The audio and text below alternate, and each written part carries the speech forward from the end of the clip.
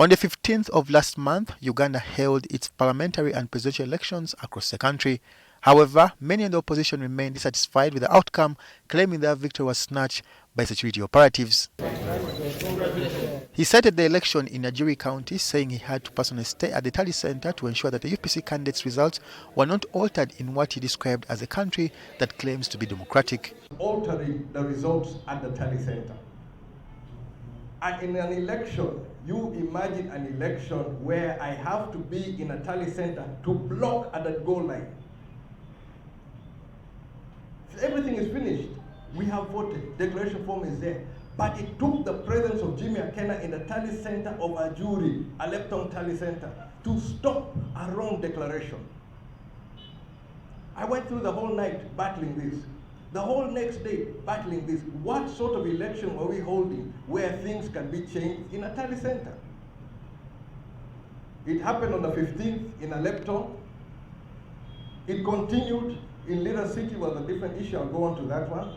But when we had the city elections and the district elections, again, I had to go to the tally center in Lira City to stop a wrong declaration.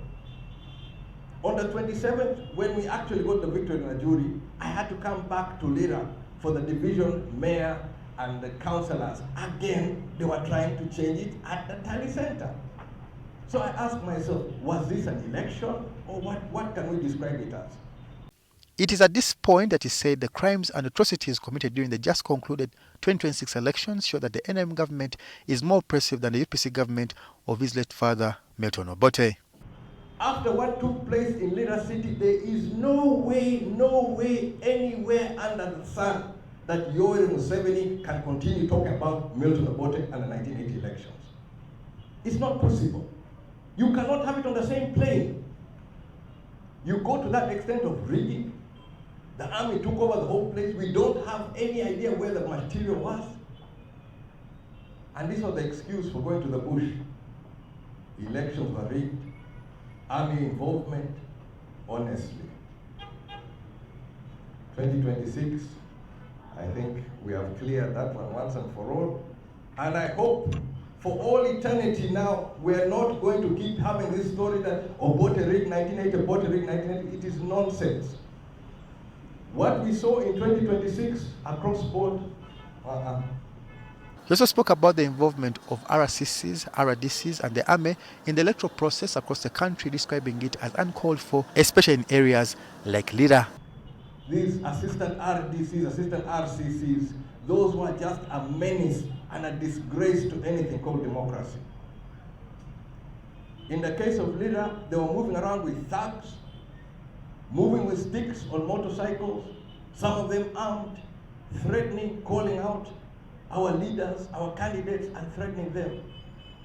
One such leader had gone to the army saying he was under threat, was given armed escort.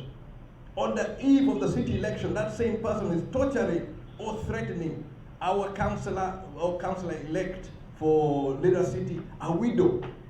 This man comes there with an armed escort, which he got on the auspices that he was under threat, and he's threatening the UPC candidate.